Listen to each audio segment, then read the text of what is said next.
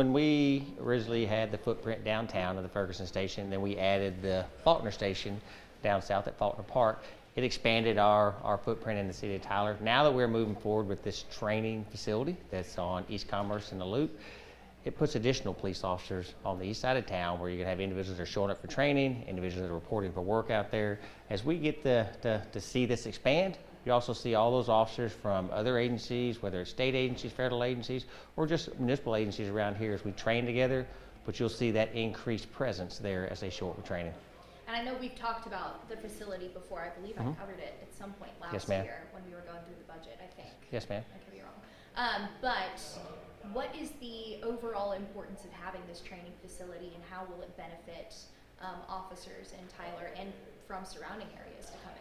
I think that the basis for a great police department, for a great police officer, is the amount of training they get and the quality of the training they get.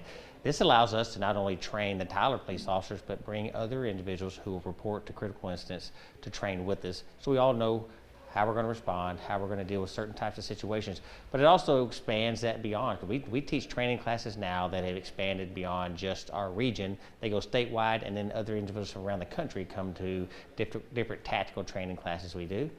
This gives us the 10,000 square foot facility there that's going to put those classrooms in play. It's going to put a fully renovated locker rooms, break rooms, and conference rooms.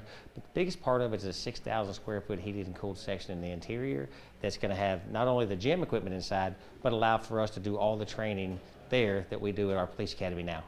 So did the need from this kind of come from you just needed more space? I think it's part of it, but no, that's a property that's been owned by the city of Tyler since the 1950s. It was under a long-term lease with the National Guard Armory. We've used it with the permission of the Armory over the years, but when they had the opportunity for it to come back to the city as they terminated their lease, it allowed us to have the possibility of doing this.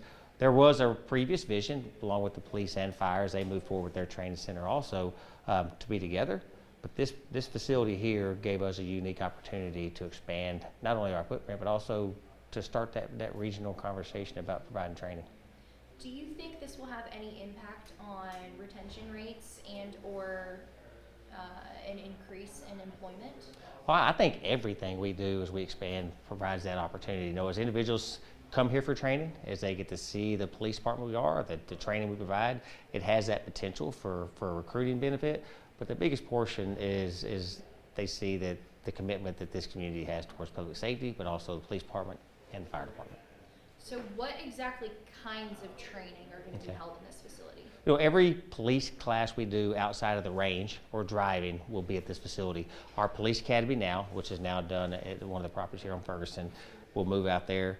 And it gives us the opportunity to have multiple classes going at any time. So we provide in-service training, we provide new training coming on board, we provide physical fitness training, whether it's jiu-jitsu training or some type of hands-on training can be done at this facility. Any police-related training that we provide outside of firearms or driving can be done at this facility.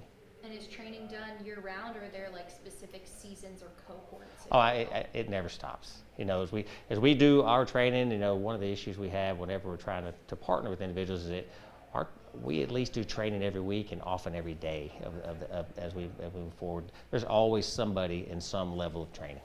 All right, I think in your presentation you said something about at this point you really only have plans to work on about half of this property. Do you have any ideas or plans for what you're going to do with the other half? You know, as we are working on phase one, that is the building that we're going to renovate right now. There are plans to possibly add a large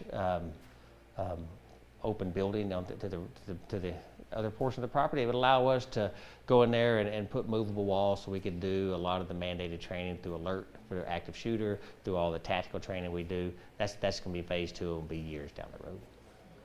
What are you most looking forward to when this project is finally complete? Oh, I think the biggest part for us is to see it develop there. Not only to give us that footprint on the east side of town that we can get that increased presence, but also just seeing the people involved in training, whether it's the lieutenant, the sergeants, the officers involved in training every day, to have that facility dedicated to them as we start to move forward with our training platform. And what kind of feedback have you received from your officers? Oh, I can tell you what, they're extremely excited. You know, the ones that are going to be moving out there, the other individuals will be attending training out there. We've gotten great feedback from everybody.